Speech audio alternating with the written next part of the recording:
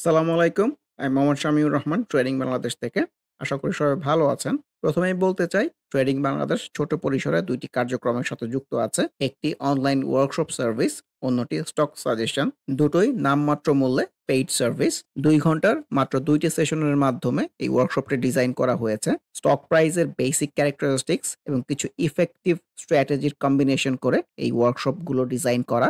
নতুন কিংবা পুরাতন যেকোনো ধরনের বিনিয়োগকারী এই ওয়ার্কশপে অ্যাটেন্ড করতে পারবেন। যারা প্র্যাকটিক্যালি ট্রেডিংটা হাতে কলমে শিখে রেগুলার ইনকাম জেনারেট করতে চান, তারা চাইলে ট্রেডিং বাংলাদেশের এই ওয়ার্কশপ কার্যক্রমে যুক্ত হতে পারেন। এর বাইরে যারা চাকরি, ব্যবসা কিংবা অন্য যেকোনো ধরনের কাজের জন্য রেগুলার এই মার্কেটটা ফলো করতে পারেন না, কিন্তু স্টক মার্কেটের সাথে কানেক্ট থাকতে চান, তারা চাইলে ট্রেডিং বাংলাদেশের স্টক সাজেশন সার্ভিসটা অ্যাভেইল করতে পারেন। এর বাইরে এই চ্যানেলে ট্রেডিং বেসিক্স নামে একটি প্লেলিস্ট রয়েছে।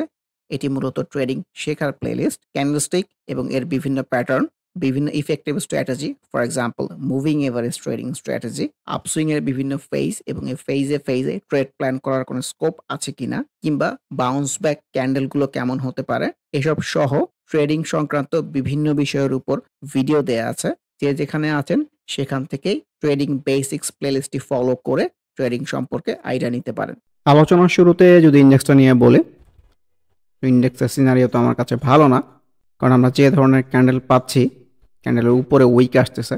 উপরে উইক মানে তো আসলে বায়ারের হচ্ছে সেলারের অ্যাক্টিভিটি বেশি।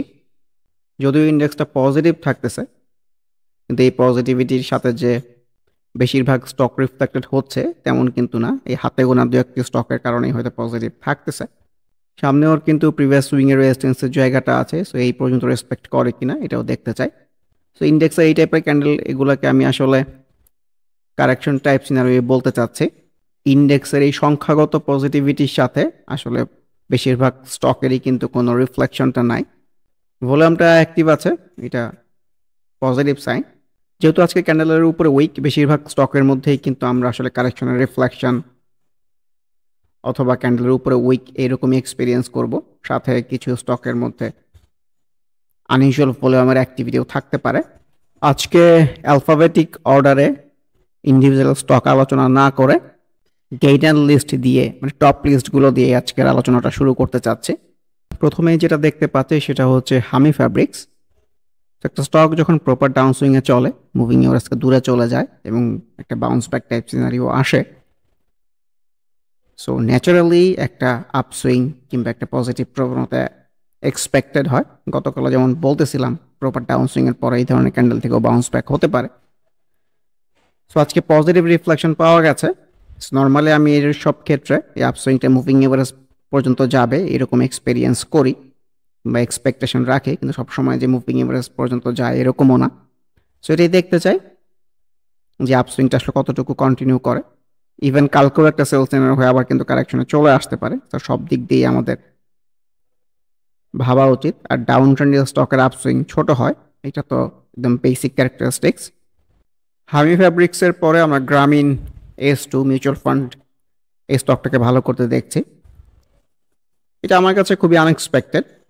প্রপার তো একটা কারেকশন হয়েছে, কয়েকবার রিটেস্ট দিয়েছিল, গতকালের রিফ্লেকশনও ভালো ছিল না, আমার কাছে একদমই আনএক্সপেক্টেড। ভলিউমটাও আজকে পেয়েছে, সো ভালো করতে চাইলে কিন্তু ভলিউমের কন্টিনিউশনটা ভাইটাল হবে আপকামিং ডেজ। ইসলামী ব্যাংক নিয়ে নতুন করে আসলে কিছু বলার নাই, প্রপার আপসুইং হচ্ছে। এটুকুই বলতে চাই, আপসুইংটা কিন্তু আমার কাছে মনে হয় শেষের দিকে, কারণ ক্যান্ডেল উপরে নিচে উইক টুইক আসতেছে। কারণ সবসময় এক্সিটটা নিয়ে ভাবা উচিত। এই প্রাইজেও যারা এন্ট্রি নিচ্ছেন কিংবা কালকেও হয়তো যারা এন্ট্রি নেবেন, তাদের এক্সিটটা কেমন হবে এটা নিয়ে আমি খুব সন্দিহান। ফর এক্সাম্পল, ও যদি আগামীকাল কিংবা তার পরের দিন যদি কারেকশন হয়ে অ্যাটলিস্ট কিন্তু এই নিচে এই জায়গাগুলো পর্যন্ত আসবে, তারপরে সামহাও বাউন্স ব্যাক করে যে আবার উপরে যাবে কিনা এই গ্যারান্টি কিন্তু আমাদের কারো কাছেই নাই। আর প্রপার যদি কারেকশনে হয় তাহলে কিন্তু যে লেভেলগুলো চলে আসলো অবাক হওয়ার মতো কিছু নাই। না আবার কবে ভালো করবে এটাও কিন্তু আমরা জানি না। আর যদি প্রপার ট্রেন্ডি সিনারিওর মধ্যে থাকে তাহলে কিন্তু ধরেন কারেকশনে এসে আবার আপসুইংয়ে যেতে পারে, এটাও কিন্তু আমরা আসলে ওইভাবে জানি না। সো খুবই সুন্দর একটা আপসুইং হচ্ছে। আজকে আবার ভলিউমের কথা বললে আনইউজুয়াল বলতে চাই। তো সব কিছু মিলিয়ে আমার কাছে মনে হয় একটু কেয়ারফুল হয়ে যাওয়ার সময় আসছে। ওর সাথে যে স্টকগুলো ভালো করতেছিল, ইসলামিক ফাইন্যান্স, ইসলামিক ইন্স্যুরেন্স, সেগুলোর মধ্যেও তো প্রপার সেলস চলে আসছে। সো সুইং এর উপরের দিকে কিনে কতজন প্রফিট করতে পেরেছে, I have all the doubt in my mind. So let's see যে আপকামিং ডেইস ইসলামী ব্যাংক কেমন পারফর্ম করে। ইসলামী ব্যাংকের পরে যে স্টকটা পাচ্ছে হচ্ছে বিকন ফার্মা। এটাও আমার কাছে ভেরি আনএক্সপেক্টেড, প্রপার কারেকশনের ফ্লোতেই ছিল। ওর সুইংটা কিন্তু আসলে শুরু হয়েছে এই জায়গা থেকে, সুন্দর একটা ছোট আপসুইং হয়েছে, একটু কারেকশন হয়ে আবার যাচ্ছে। সো অ্যাজ এ হোল এই সিনারিওটাকে আমি একটা আনইউজুয়াল আপসুইংয়ে বলতে চাচ্ছি। এটাই বলতে চাই যে এই আপসুইংটা আসলে কোথায় গিয়ে শেষ হয়। মানে এই সিনারিও প্রেডিক্ট করার মতো অ্যাবিলিটি আসলে আমার নাই। ভলিউমটাও বেড়ে গেছে, সো অবজারভেশন আমাদের রাখতে হবে যে আনইউজুয়াল ভলিউম হলে তো অনেক সময় সুইংটা উপরের দিকে যেতে পারে না।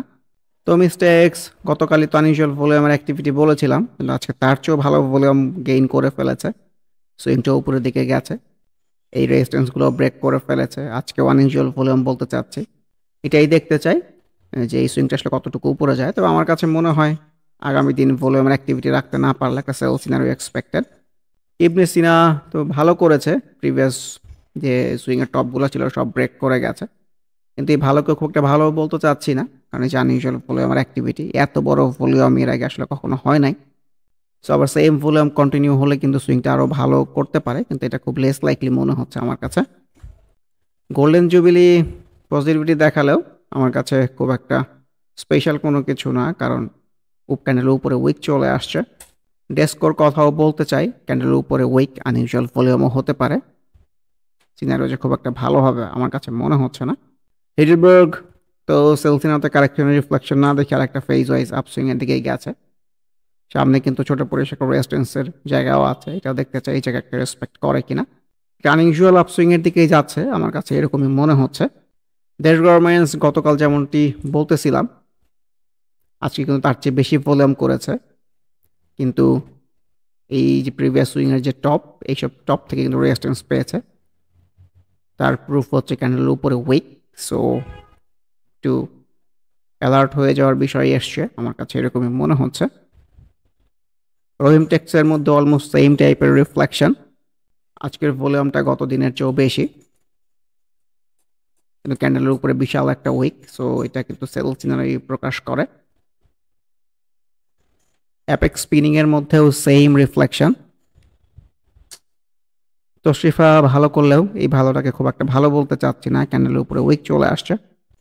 সানলাইফ তো এই গন্ডিটা যখনই বের হতে পেরেছে, সো প্রিভিয়াস সুইংয়ের টপের আশেপাশেই কিন্তু গিয়েছে, আর যদি উইক সহ ধরি তাহলে কিন্তু আর একটু বাকি আছে, সো এইটুকু রেসপেক্ট করে কিনা দেখার বিষয়। ভলিউমটা যেহেতু ছোট পরিসরে অ্যাক্টিভ আছে, আমার কাছে মনে হচ্ছে এই জায়গাটা রেসপেক্ট করতে পারে। অলিম্পিক ইবনে সিনা তো আজকে ভালো করেছে, কারণ অলিম্পিকের সামনে যে প্রিভিয়াস ছোট পরিসরে যে সুইংয়ের টপ আছে, এটা রেজিস্ট্যান্সের জায়গাটা আছে, এটা যদি ব্রেক করা যায়, ভলিউম যদি গেইন করতে পারে, তাহলে কিন্তু সুইংটা অ্যাটলিস্ট এই প্রিভিয়াস সুইংয়ের টপ এইসব জায়গা পর্যন্ত যেতে পারবে হয়তো। ডিবিএইচ ফার্স্ট মিউচুয়াল ফান্ড একদমই আনপ্রেডিক্টেবল। ফনিক্স ফাইন্যান্স ভালো করলেও সিনারিও কিন্তু আসলে মোটেও ভালো না, ক্যান্ডেলের উপরে বিশাল উইক চলে আসছে, আনইউজুয়াল ভলিউমের অ্যাক্টিভিটিও আছে, মুভিং এভারেজের রেজিস্ট্যান্সও আছে। আবার সেম ভলিউম যদি গেইন করতে পারে, তাহলে কিন্তু আবার ফেজ ওয়াইজ বাই করার স্কোপ আসতে পারে। স্ট্যান্ডার্ড সিরামিকেও সিনারিও ভালো লাগতেছে না। ক্যাপিটেক এই ভালোকে আসলে ভালো বলতে চাচ্ছি না। ড্যাফোডিল ক্যান্ডেল ওয়াইজ তো ভালো, কিন্তু আমরা যদি একটা আপসুইংয়ের প্রেক্ষাপট থেকে দেখি, এই আপসুইংয়ের পরে এই ধরনের ক্যান্ডেল আমার কাছে সেল সিনারিও মনে হয়। উত্তরা ফাইন্যান্সের মধ্যে স্পেশাল কোনো ডেভেলপমেন্ট চোখে পড়ছে না। ফেক ডিল টেক্সটাইল সেক্টরের মধ্যে নট ব্যাড অ্যাকচুয়ালি, কিন্তু কারেকশনের রিফ্লেকশনে না, একটা সাইড প্লে করার চেষ্টা করতেছে, আজকে আবার ভলিউমটা পেয়েছে, সো ভলিউমের অ্যাকোমোলেশনের দিক দিয়ে খুব ভাইটাল হবে। একমি ল্যাবের মধ্যেও কিন্তু আনইউজুয়াল ভলিউমের অ্যাক্টিভিটি আছে, ক্যান্ডেলের উপরে উইক আছে, খুব যে স্ট্রং সিনারিও এমনও কিন্তু না।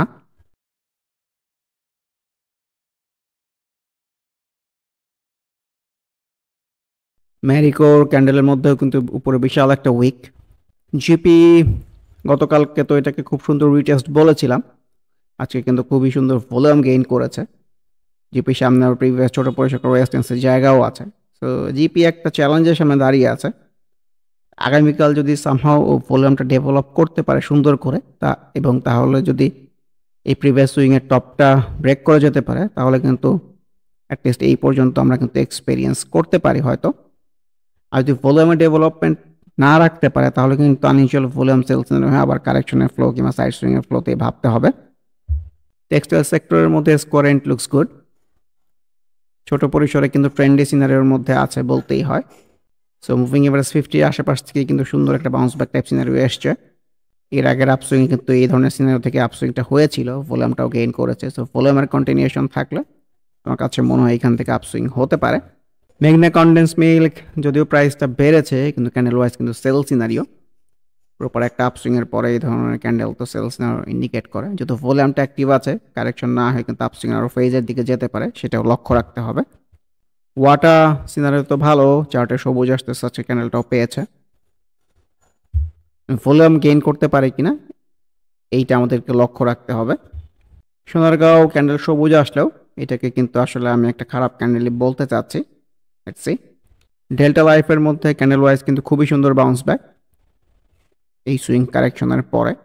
ভলিউম কন্টিনিউ হলে এখান থেকে আপসুইং হতে পারে। রবি আর জিপি সিনারিও একই, কিন্তু যেহেতু ভলিউমটা অ্যাক্টিভ আছে আমার কাছে মনে হচ্ছে অ্যাটলিস্ট রবির সামনে যে প্রিভিয়াস ছোট পরিসরের রেজিস্ট্যান্স আছে এই জায়গাটা রেসপেক্ট করতে পারে, মানে আপসুইং আরও ফেজ হতে পারে এখান থেকে। উত্তরা ব্যাংক তো গুটি গুটি পায়ে উপরের দিকে যাওয়ার রিফ্লেকশন, ভলিউমটাও গেইন করতে পারছে, এটাই দেখতে চাই এই আপসুইংটা আসলে কোথায় গিয়ে শেষ হয়। ফার্স্ট প্রাইমের উপরেও কিন্তু অনেক বড় একটা উইক, একটা সময় অনেক ভালো ছিল, প্রাইসটা ধরে রাখতে পারে নাই। ইসলামী খুবই সুন্দর কিন্তু উপরের দিকে যাওয়ার ইন্টেনশনসের মধ্যে ছিল। ভলিউমটা যদিও অ্যাক্টিভ আছে, এখানে লয়েস সিনারিও ভালো আসে নাই, প্রপার সেলসিনো টাইপ চলে আসছে।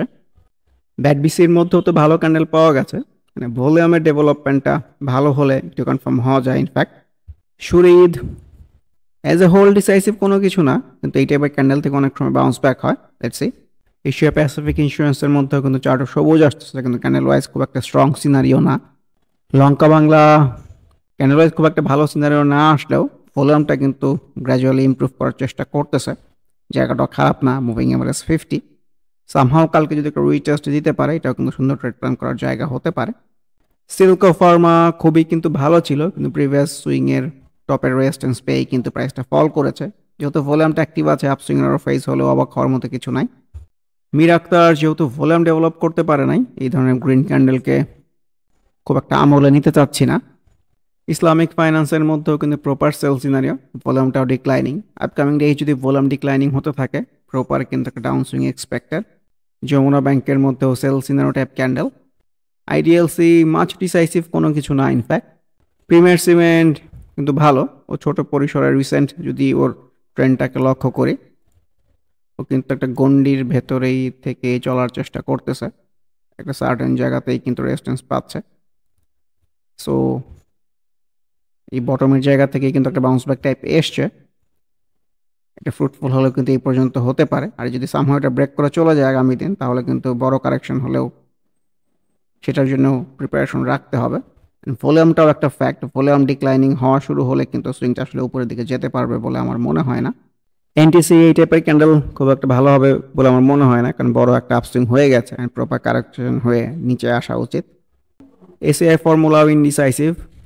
মিরাকল যদিও ভলিউমটা গেইন করতে পারতেছে, এটা ট্রেন লাইনের জায়গাটা আবার একটা ট্রেন লাইনের সাপোর্টও আছে। ক্যান্ডেল ওয়াইজ খুব যে স্ট্রং সিনারিও এমনও না। Let's see. Libra fusion indecisive বলতে চাই, কিন্তু কারেকশনের ফ্লোই বলতে চাচ্ছি আসলে, কারণ ভলিউমটাও খুব যে ভালো ডেভেলপ করতে পারতেছে এরকমও না, ক্যান্ডেলও খুব একটা ভালো আসতেছে এরকমও না। প্রগতি লাইফ এগুলোকে সেল সিনারিও বলতে চাচ্ছি, এখনও সেল সিনারিওর মধ্যে ঘোরপাক খাচ্ছে। এ পর্যায়ে যদি টপ লুজার লিস্টগুলো দেখতে চাই, প্রথমে যেটা আসে খান ব্রাদার্স, যেমন এক্সপেকটেশন ছিল তেমনই হচ্ছে, প্রপার সেল সিনারিও রিফ্লেকশনের পরে কারেকশন হচ্ছে। যত স্টক আসলে কারেকশন হচ্ছে এগুলোকে কিন্তু সুন্দর অবজারভেশনের মধ্যে রাখা উচিত, কারণ প্রপার বাউন্স ব্যাক রিটেস্ট পেলে এগুলাই কিন্তু সুন্দর ট্রেড প্ল্যান করার জায়গা হবে। খান ব্রাদার্স কিন্তু গত দিনের চেয়েও আজকে ভলিউমটা পেয়েছে, সো আগামীকালও যদি প্রপার একটা বাউন্স ব্যাক আসে এটাও কিন্তু সুন্দর ট্রেড প্ল্যান করার জায়গা হতে পারে। অরায়ন ইনফ্লেশন তো এই কারেকশন যে হবে তার রিফ্লেকশন তো আমরা গতকালই পেয়েছি। সো এখন নিচে এসে এইসব জায়গা থেকে এসে যদি আরেকটা ডাবল বটম টাইপ সিজনও ক্রিয়েট করতে পারে, এরকম বাউন্স ব্যাক পাওয়া যায়, নতুন করে ট্রেড প্ল্যান করার জায়গা হতে পারে। গ্লোবাল হেভি কেমিক্যাল সেলসিনার প্রপার রিফ্লেকশনটাই দেখাচ্ছে। কেপিপিএল এর মধ্যেও প্রপার ডাউনসুইং চলতেছে, সো অবজারভেশনের মধ্যে রাখা যেতে পারে। আবারও মনে করিয়ে দিতে চাই, যারা নামমাত্র মূল্যে প্র্যাকটিক্যাল ওয়েতে ট্রেডিংটা হাতে কলমে শিখে রেগুলার ইনকাম জেনারেট করতে চান, তারা ওয়ার্কশপ অ্যাটেন্ড করতে পারেন। এর বাইরে এই চ্যানেলের ট্রেডিং বেসিক্স প্লেলিস্টের ভিডিওগুলো দেখে যে যেখানে আছেন সেখান থেকে ট্রেডিং সম্পর্কে আইডিয়া নিতে পারেন। এর বাইরে স্টক সাজেশন কার্যক্রমেও যুক্ত হতে পারেন। সবাই ভালো থাকবেন। আল্লাহ হাফেজ। Happy trading. This is Shamir Rahman signing off from today's episode.